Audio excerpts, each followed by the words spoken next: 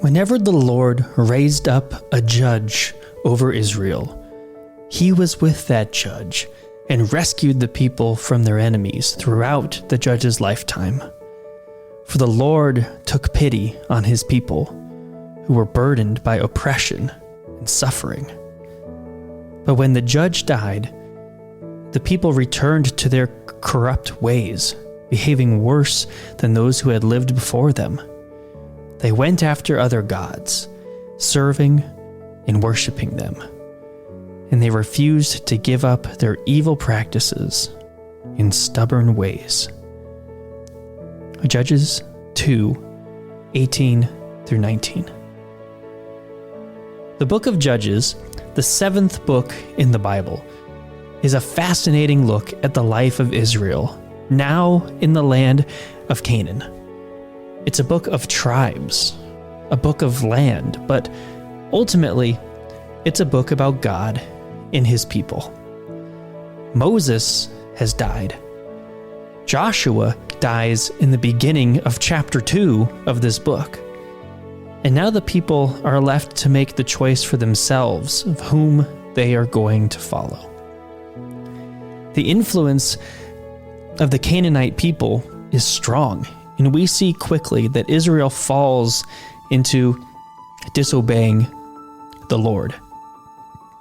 The verse immediately following Joshua's death says, "After that generation died, another generation grew up who did not acknowledge the Lord or remember the mighty things he had done for Israel."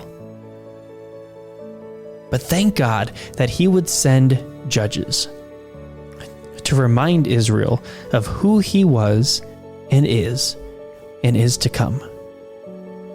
Judges is a rich, episodic book where we see Deborah and Gideon and Samson and 9 other judges wrestle, some better than others, with how to point the people of Israel back to God. To help us navigate the book of Judges is Dr. Kenneth Way. Dr. Way is the professor and chair of Old Testament at Talbot School of Theology and has written a commentary on the book of Judges. My name is Jason Wieland, and this is Doable Discipleship, Navigating the Bible. And now, my conversation with Dr. Kenneth Way.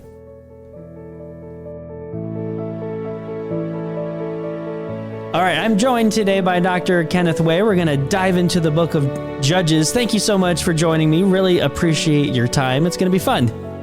Yeah, thanks for inviting me. It's great to be with you today. Perfect. So as we're talking about now the book of Judges, as we do with all of these conversations, I find it helpful to start with some of the basic details. And as I've learned, I need to always ask it this way. Do we know who wrote the book of Judges and maybe when it was written or when this all takes place?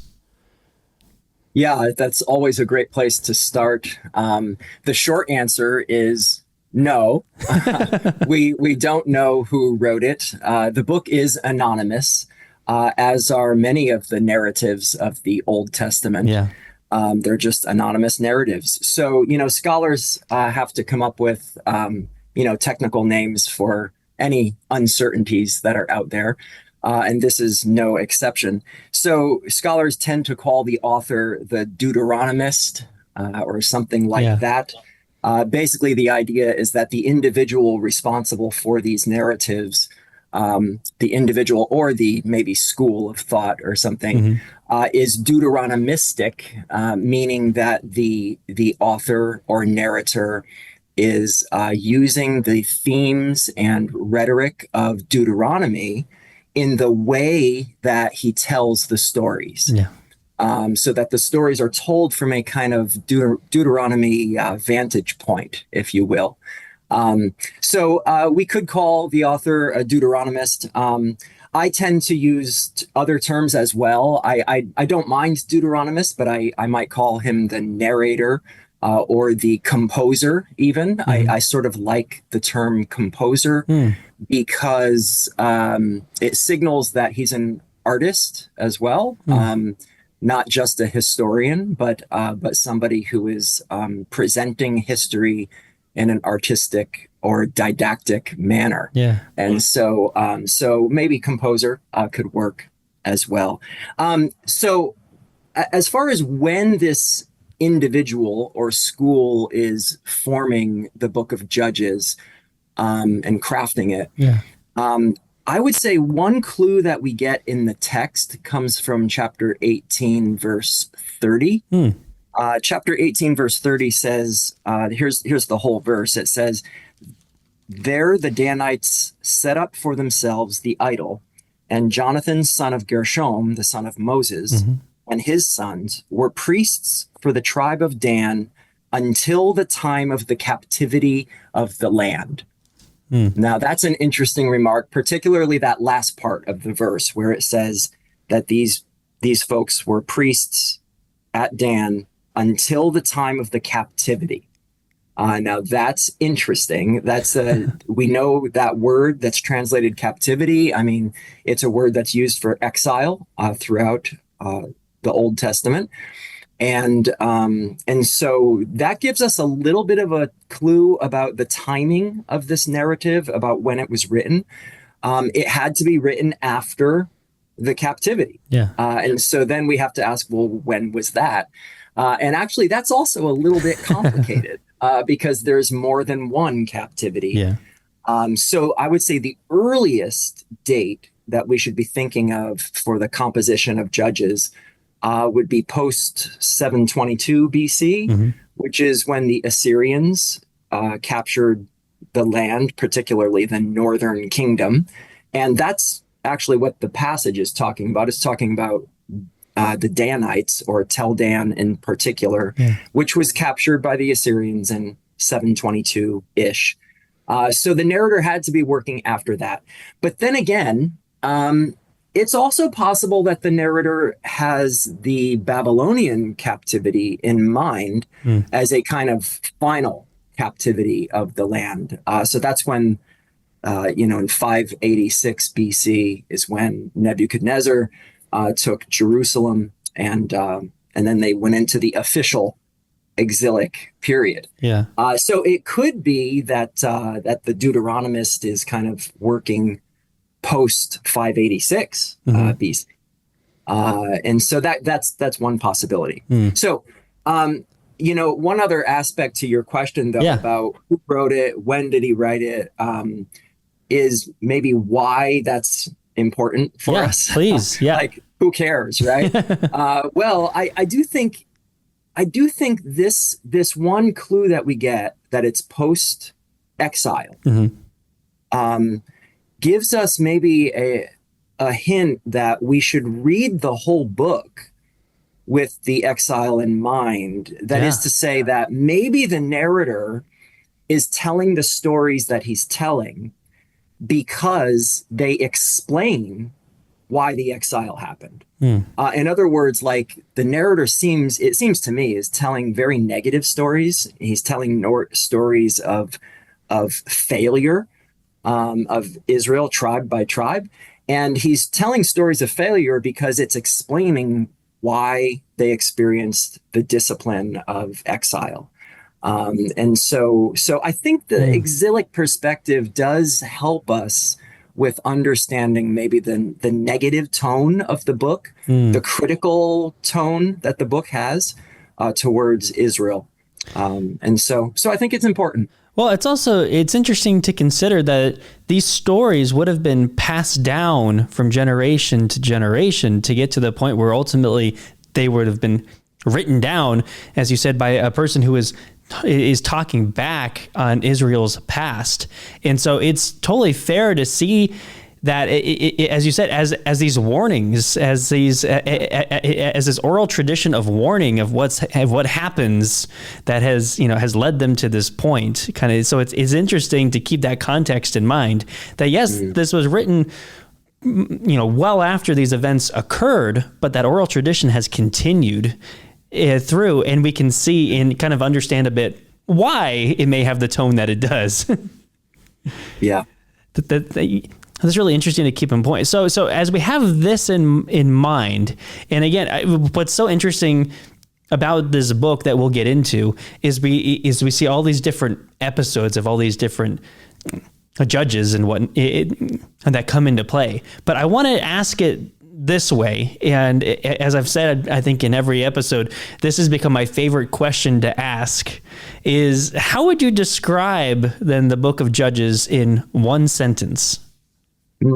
Yeah, that's a great question. It's actually an exercise that I try to do in my courses that I teach at Talbot School of Theology. Every book of the Old Testament, I try to just summarize either in a phrase or in a full-on sentence. Yeah. But no more and no less.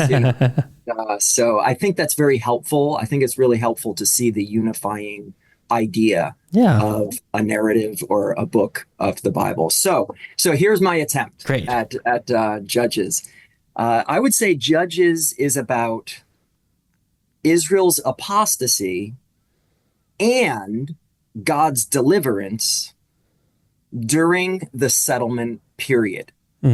So let me rephrase that a little bit. I'll put it slightly differently with some synonyms. Sure. So, I'll try not to use as much religionese in my language.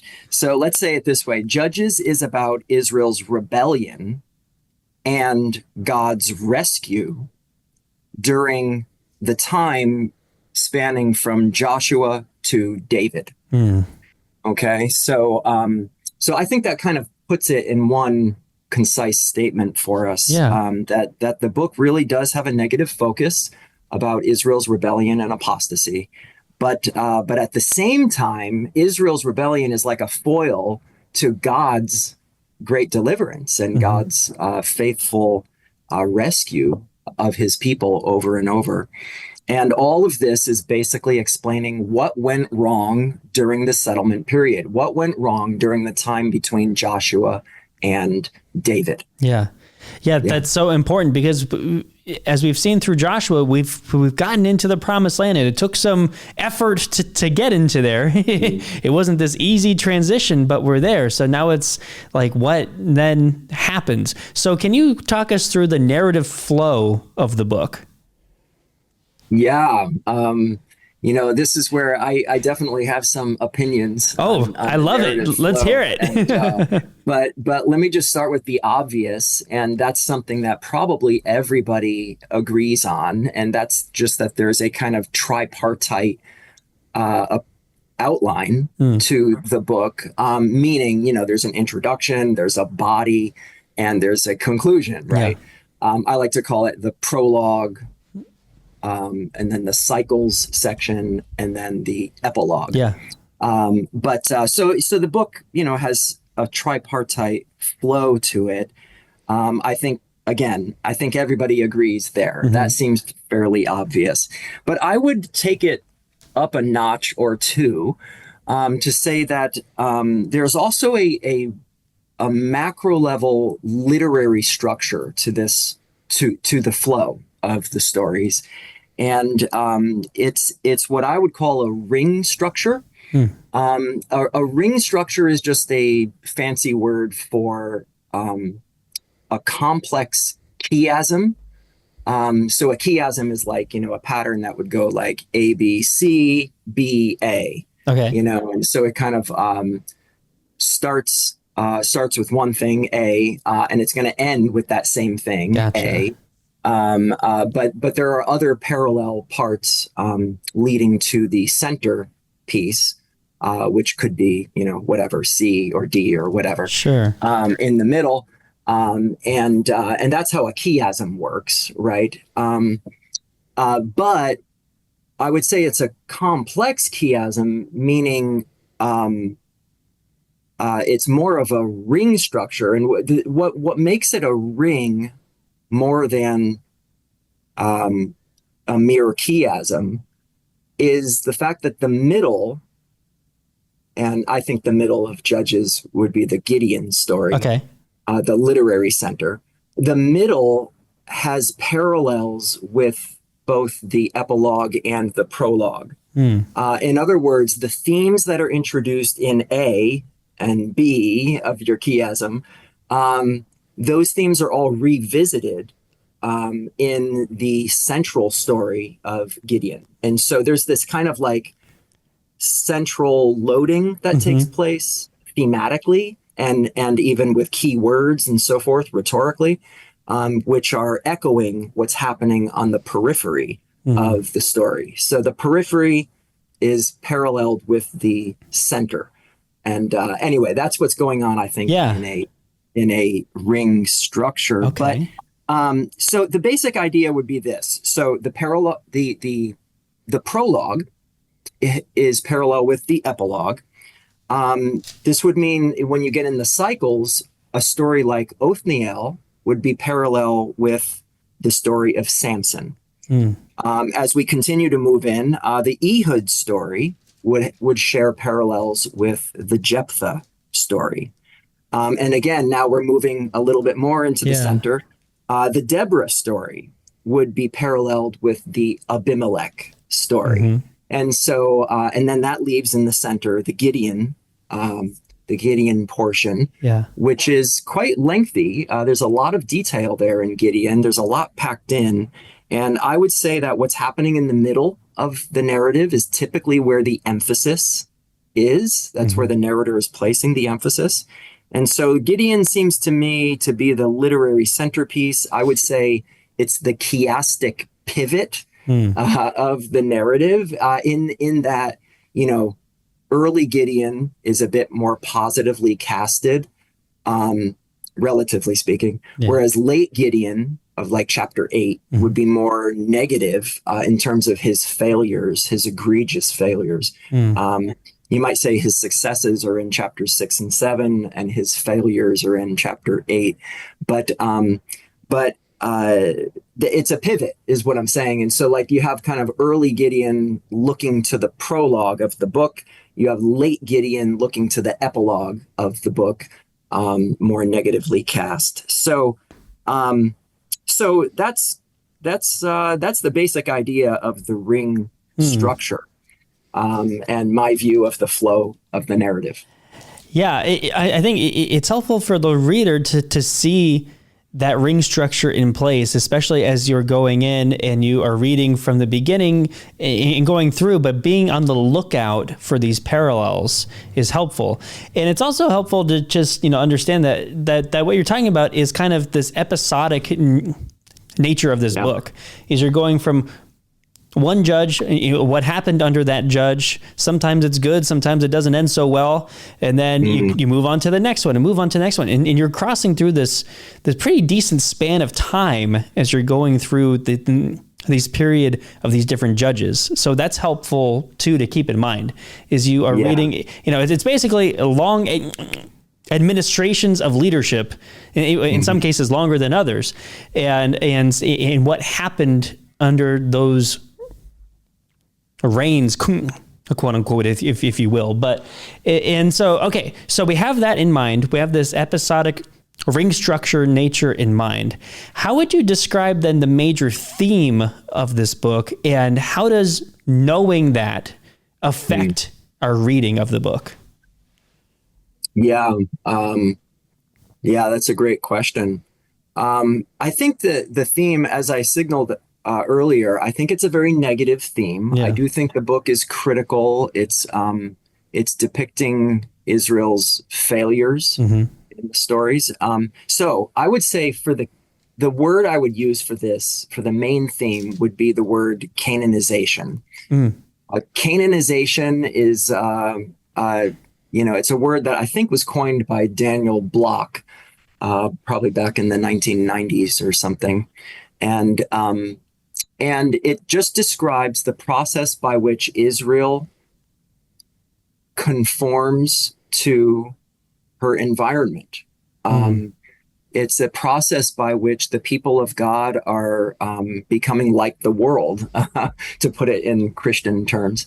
And so they're becoming like Canaan, right? So remember, Canaan is the land that they're supposed to conquer and occupy. But what happens is they don't really drive out the Canaanites the way that they should.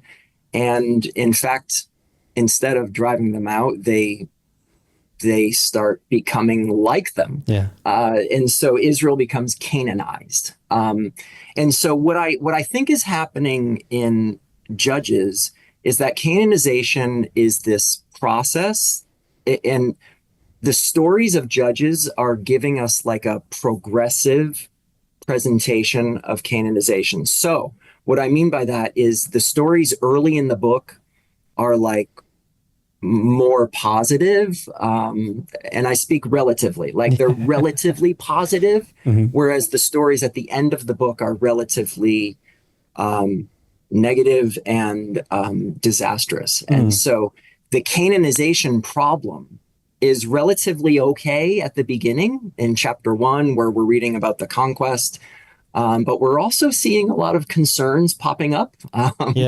But then with each progressive story, the issues of Israel's corporate Canaanization are getting worse and worse and worse. And so by the end of Judges, you can't even distinguish between Israel and Canaan. They're indistinguishable, and that's the tragedy of this book, is that Israel is Canaan. And Israel is being judged by God as though they're Canaan, and because they are. Yeah. And so it's a really disturbing kind of message that the book gives about Israel's Canaanization. So I would say it's a downward spiral. I would say that we need to look at the early stories as progressively. The early stories are better than the later stories, and so there's this progression that's happening throughout the sequence.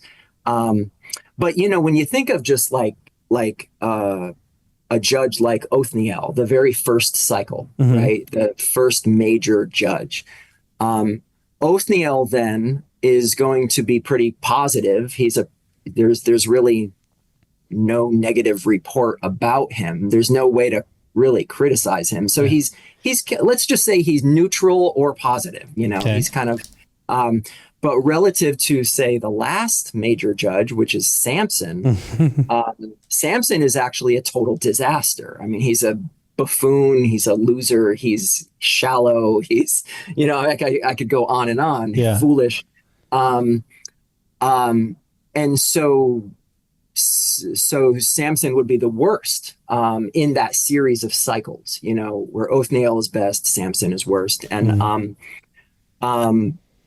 and this is also connected with the tribes, because Othniel represents Judah. The tribe of Judah is, relatively speaking, getting the best scorecard. And then the tribe of Dan, which is Samson's tribe, is getting the worst score in terms of the settlement period as to how they did. So the tribe of Dan is the worst tribe in terms of its behavior. So I think Canaanization is what best sums this up. And I since I brought up the tribal thing too, I think it's also worth noticing that, we have in this book, we have 12 judges. There's 6 of the so-called major judges. There's 6 of the so-called minor judges, and so there's a total of 12, and that's not an accident. I think the narrator, the composer, is intentionally giving us 12 stories to represent the fact that all 12 tribes are complicit in the problem of Canaanization. The problem with the settlement period is that all the tribes are guilty of becoming like their surroundings. So no matter what region you want to talk about in the land of Israel, no matter what tribal allotment you want to talk about, well, we've got a story for it. In fact, we've got a little judge story, a little account from each territory of the land, which will show you how they failed at that time. So, yeah. That's a fascinating way to compare those 12. And And what I found most interesting as I was going back through this book, and especially doing this now on the back of having conversations about Deuteronomy and Joshua, is it seems like you should not read this apart from the understanding of what was happening at the end of Deuteronomy and at the end of Joshua, right? At the end of Deuteronomy, you have Moses giving this really, the whole book is his long sermon, his speech that Moses is given, and his encouragement to keep following God, do the things. I am not going to go with you into the promised land. You're going to cross the river without me, and I want you to follow Joshua, continue to follow God. And then you have all the events of Joshua. And then at the end of Joshua, you have his big speech to continue his pleading, as for me and my house, we will serve the Lord. You may be tempted by these other gods. We are in Canaan. We are in this new land with these other people, these other gods, but we are going to follow the Lord. Do so, follow me, make this choice. You have the responsibility now. I'm not going to be with you forever. And then we get into Judges and we see what happens. We see that their pleading fell, if not on deaf ears, it fell on hardened hearts at least, because we start to see, as you said, it's the Canaanization of the people. The people did not hold pure to what God had called them to. Instead, they chose to continue, as you said, to become one with Canaan, to adopt their customs, to marry into their culture, and to, in many cases, adopt their gods. And what I was struck by is in chapter 2, it very clearly, it makes it very clear, as this book was written much later in looking back at the story, because the composer very clearly says the Lord raised up judges to rescue the Israelites, and yet Israel did not listen to those judges, but instead prostituted themselves by worshiping other gods. And that's just pretty clear example. It's saying, well, this is what happened. You get judges, and then Israel turns away. And it's reminiscent of the wilderness, of them being able to follow Moses. And yet sometimes they would be good, and sometimes they would grumble and complain and doubt. And sometimes they'd be good, and sometimes they grumble. It's kind of the Israelite problem. But as we look at it too, and we'll get to this question of what this book teaches about ourselves a little bit, but it's this reminder that we fall into this same thing as well, where we can be strong in faith one day and then completely turn away and do our own thing the next day. So it's really important to keep that context in mind, I think, of these pleadings, these calls from Moses and from Joshua, and yet Israel just can't do it.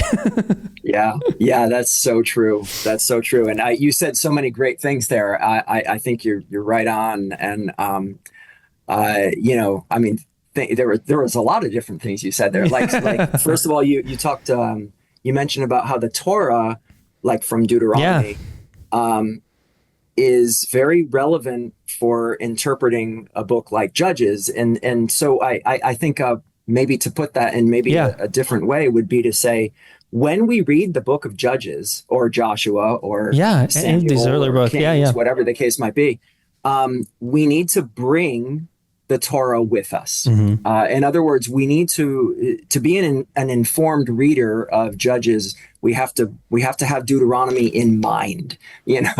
I think that's a really helpful principle for interpretation. You said it's some other things too. You alluded to even the kind of pattern in the book of Numbers, even of just rebellion stories, over and over and over, and the monotony of it, the darkness it really of is. it, and I think I think books like Judges and Numbers, and even I'll throw Kings in there as well.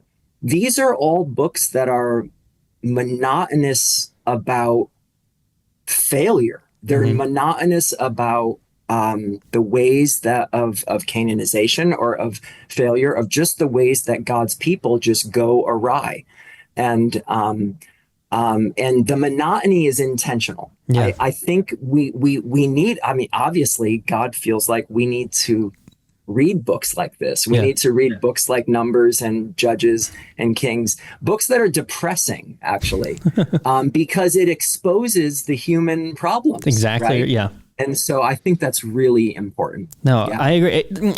Imagine if you're reading like the whole Old Testament and there's only like one example of a failure and everything else is just Israel being perfect. And then you're reading it now and being like, but I'm not like this at all. And you start to really wonder or doubt, you like, maybe I don't believe in all this stuff. Instead, what you see, as you said, it's the monotonous of it, but that's the real lifeness of it too. Exactly. It's the being able to see myself as Israel and being able to see God as merciful Savior in different ways back then, but then through Christ in the New Testament. And we see this saying, okay, God, thank you for being with Israel throughout this whole time. And thank you for being with me throughout all of my monotonous mess ups as well. Yeah, absolutely. Well, let's talk a little bit more about God. What does Judges teach us about God, about who God is? Yeah, that is the best question anyone could ask about Judges, honestly, or about any book of the Bible. Yeah. I feel like asking the question, where is God in this story, is the most important question we could ask. So what is he literally doing in the story? Like, what action verbs are connected with God? Sure, yeah. Where does the name God, where does Yahweh occur? Where does Elohim occur? And what is he up to? What's interesting about asking that kind of question is sometimes you won't see God. There are places where God is absent, where he's not mentioned or acknowledged, or he doesn't seem to be maybe interested in what's happening. But those are important as well. I think asking the question, where is God in this story, can really elevate for us what the main point is. Because if God is absent in a particular story, that means there's a lot of darkness there. And we should think about that. We should think about, why is God absent? What's happening here among the human players, that God is withdrawn or depicted in a withdrawn way. That could be very revealing. So anyway, I think it's a great question. I would say, in terms of the theology of the book, theology proper, just how is God depicted? I think ultimately the book is depicting God as the consummate judge, that God is the consummate king, of his people. He is reigning or ruling, as you alluded to before. And so it's about God's authority. It's about his judgeship or kingship or something like that. At the same time, I think one of the ways we see God acting in the book as judge and king is that he's delivering his people. He's rescuing them over and over and over again. And so he's not only judging them in a kind of, maybe punitive or consequential sense. He does do that. He does raise up these oppressors from outside of Israel who come and oppress Israel. He does that, but those are short term. The judgment and justice of God there is very kind of short term for a time, but then we see God's deliverance over and over and over, where he raises up somebody and reaches in and by his grace just pulls his people out. And so I think God's deliverance and rescue is another huge motif that is coming out. And then with that, I think we can also derive the idea that God is depicted as faithful, that he's depicted as gracious. So he is not merely a judge that wants to simply discipline his people, but he's doing it out of his grace, out of his compassion for his people. And that Israel, even though they continue to self-destruct in many ways, they continue to choose these destructive ways over and over and over, God over and over lets them continue. Like God lets them endure. And so, by the end of the book, where Israel's trying to wipe out a whole tribe, What's amazing, the miracle at the end of the book is that all of the tribes are still intact, and the nation of Israel is still there, even though they tried to destroy themselves. Yeah. But the only reason why they're still there is the grace of God, So, I mean, there's this, I think we see a lot of God's character in kind of the general overarching themes of the book, where he is just doing what he always does. Yeah. And he's delivering. That's what he does. He's saving his people. So yeah, that's what I see God's role. As you were talking, I realized that I probably should have asked you to define what a judge is.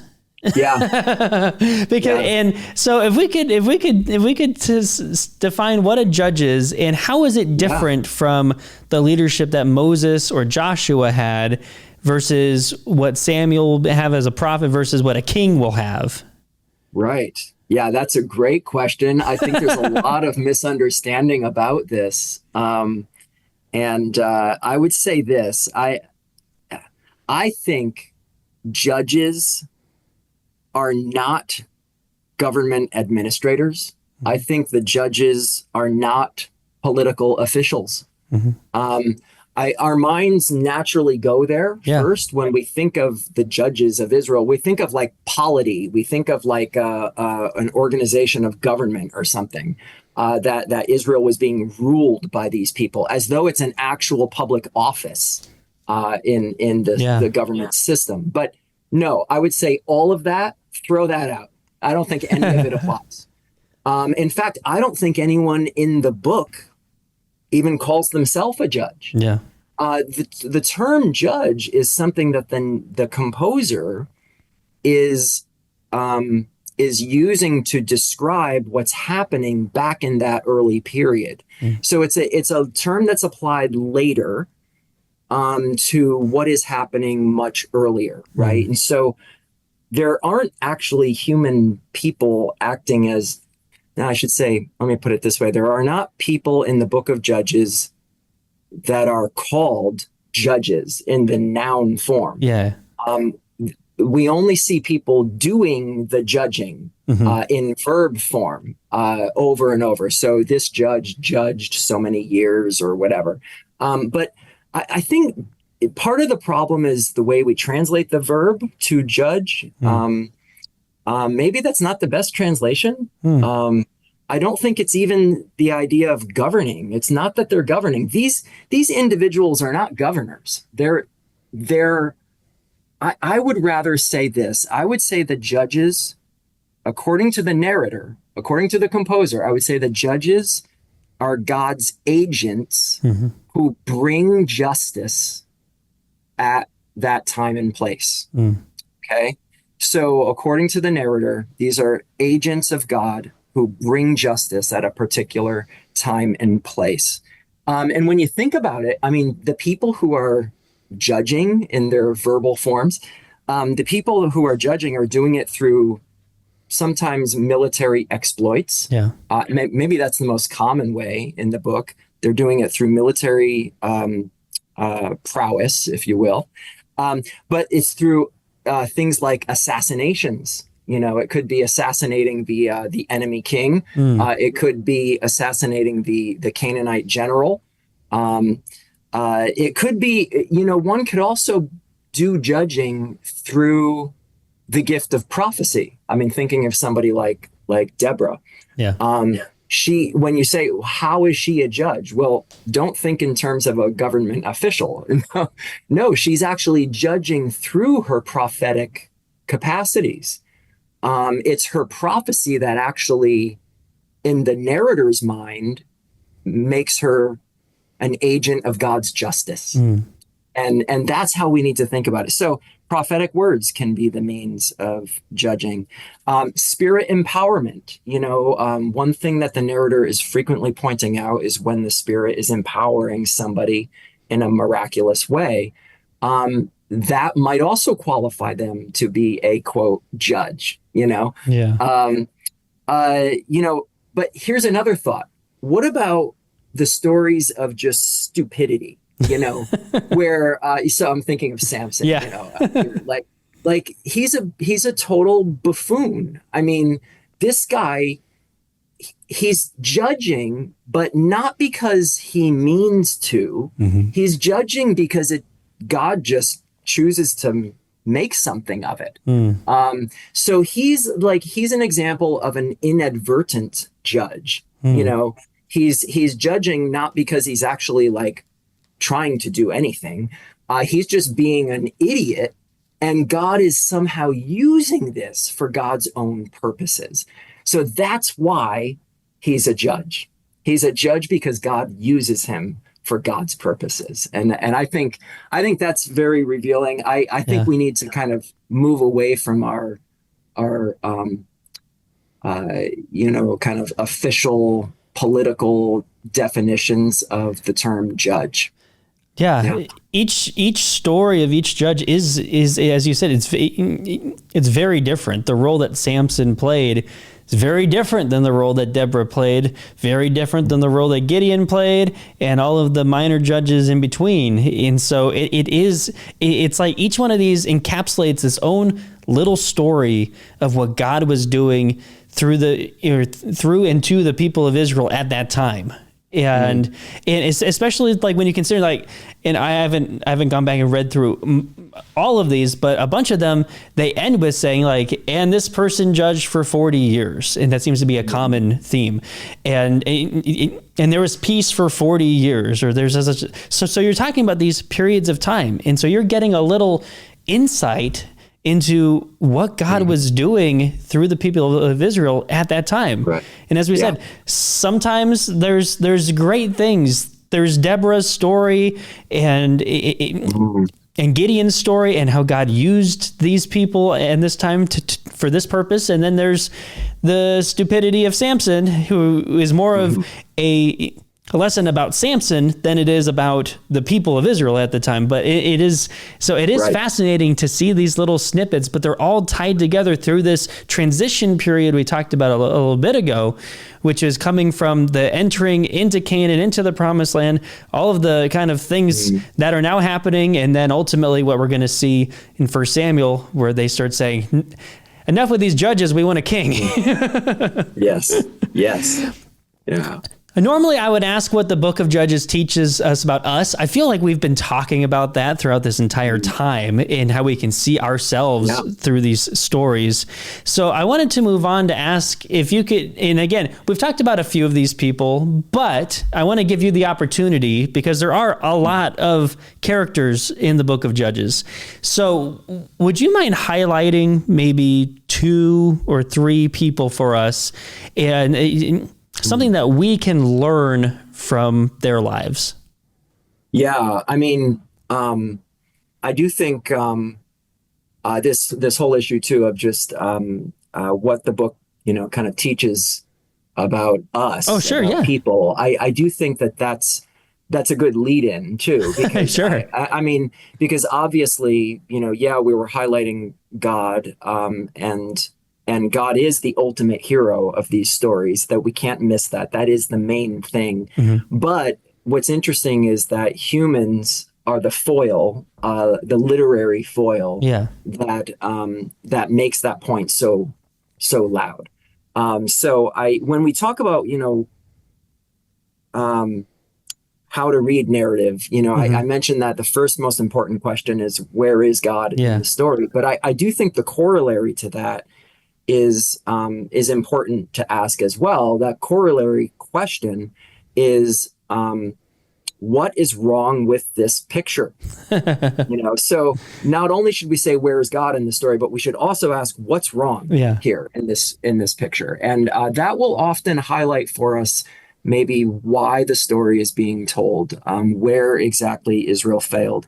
And I would say this is where we do see ourselves, sadly, in the sense that Israel's problem was Canaanization. Well, maybe that's our problem too, we should think of the book as an expose on the human problem, which is that we are prone to wander. We tend to conform to the world around us. And when we do that, we self-destruct.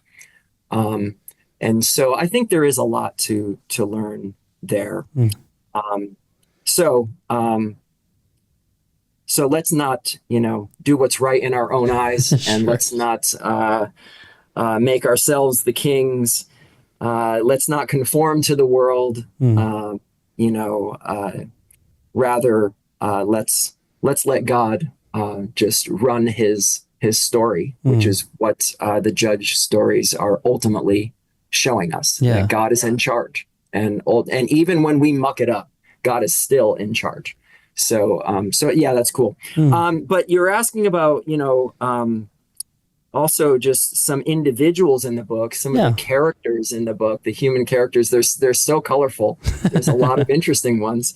And I would just say, one of the things that I think is very interesting in the book that there's not enough discussion about, in my opinion, is, I'm thinking of people like Othniel, Shamgar, Deborah, and Jael, or Yael. Yael is how you'd say that in Hebrew, Jael. But those four names, I just want to put them out there to think about. Those are not names that we talk about a lot, maybe with the exception of Deborah. But I want to point out that these are all outsiders. And I want you to think about the idea that in this, that the narrator is actually telling stories of outsiders that God used in special ways. And when I say they're outsiders, I'm saying, some of these are foreigners, or Gentiles, like they're not even Jewish. Okay.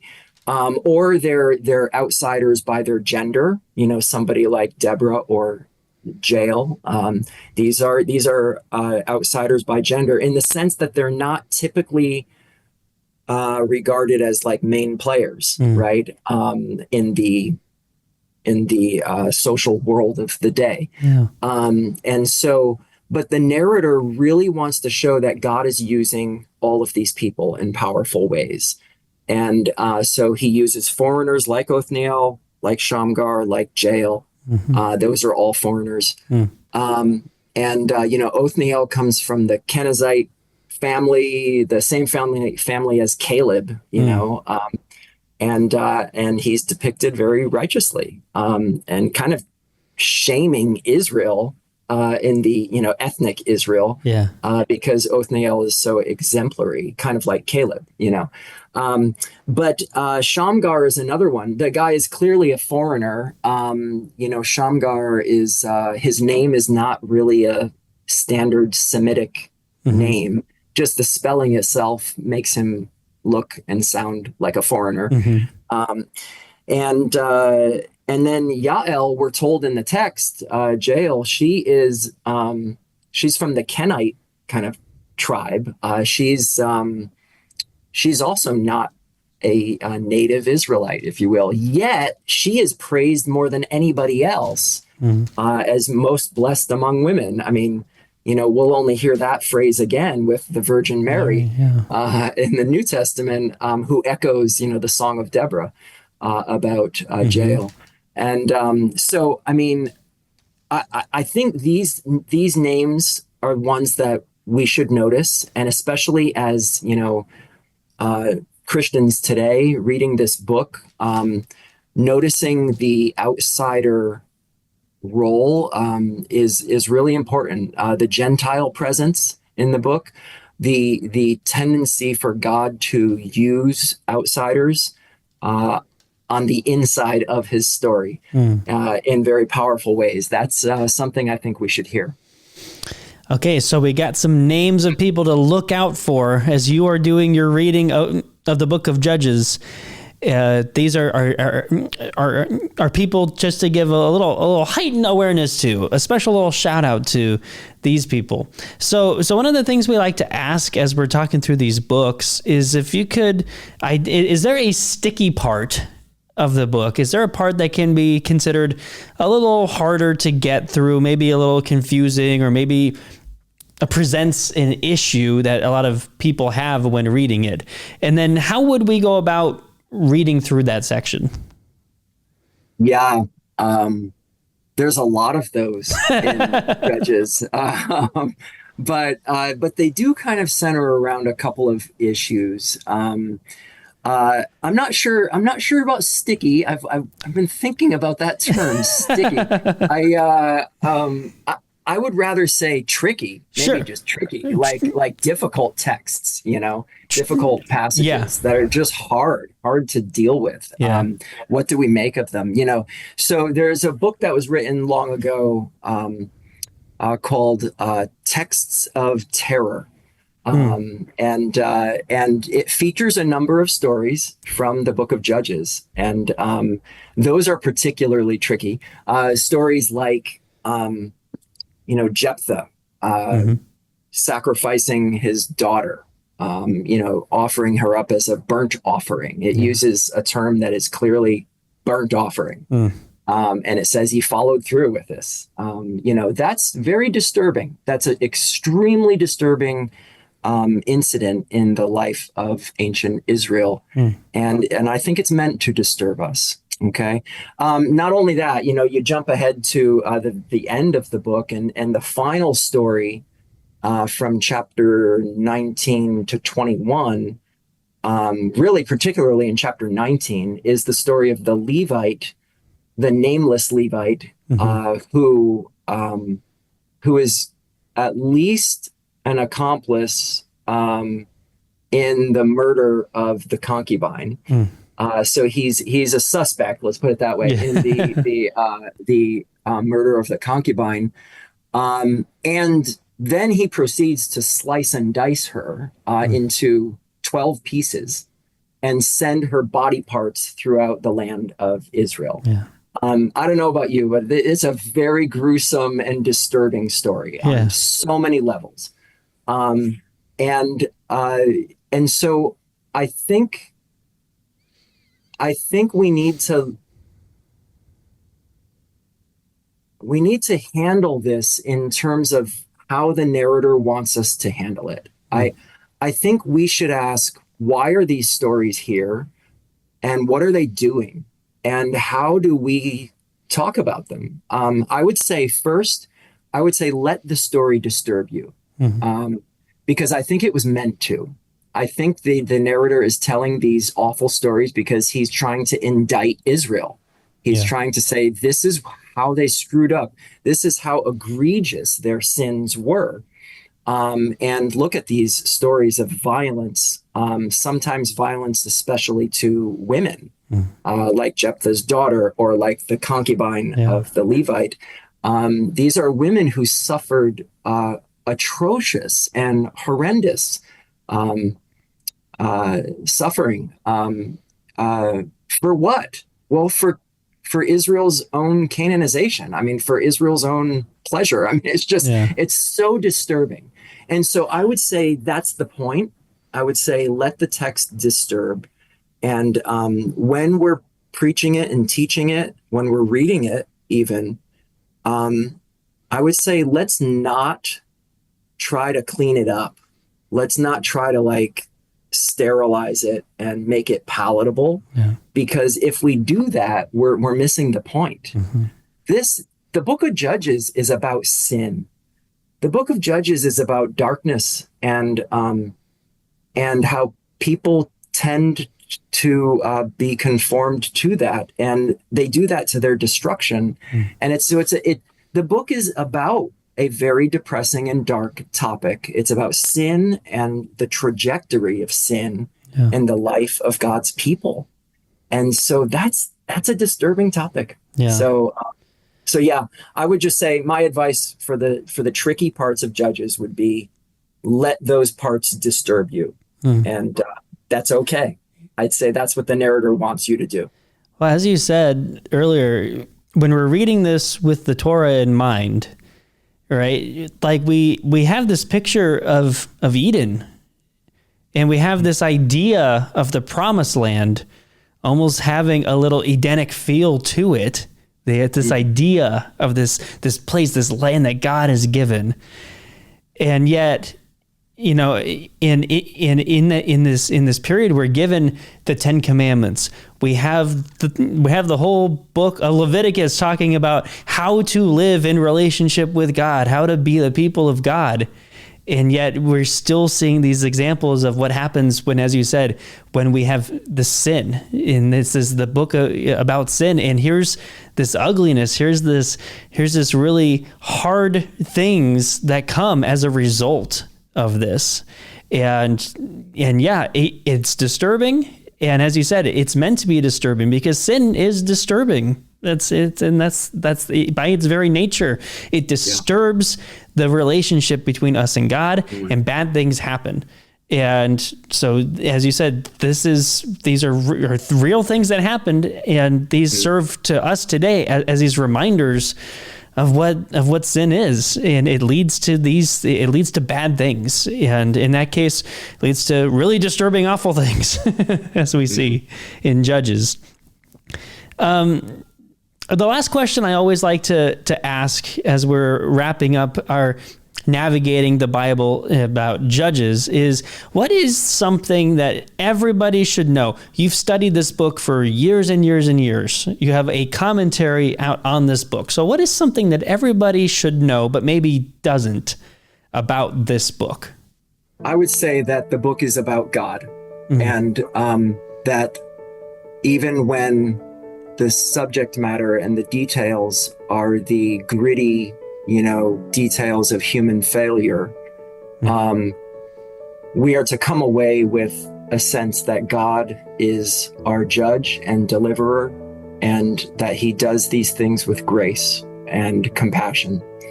That should be the main thought that we come away with. So I would say it's always about God. Yeah. That's where we need to leave it. Yeah.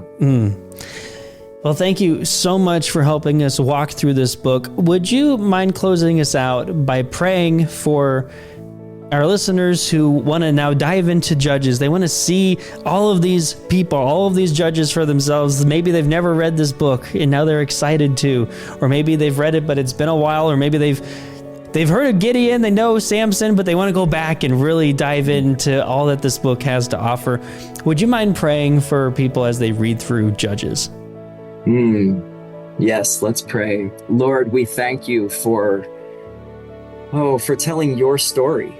We thank you, Lord, for sorting through human stories to tell us what you're doing in the world. And so we thank you for the ways that the book of Judges shows us this. Lord, we are disturbed by our own tendency to wander, our own tendency to become like the world around us. And so, God, we ask for your help to, by your Spirit, we ask for your help to conform us to yourself rather than to the world. Help us not to be conformed to the world, but to be transformed into your image and your character as we're designed to be. So, Lord, help us to do that. And so, Lord, we thank you for communicating with us. We thank you for caring about us, even when we go the wrong way. We thank you for pursuing us, for delivering us, for pulling us out of the pit that we throw ourselves in over and over again. So, God, thank you. In Jesus' name we pray. Amen.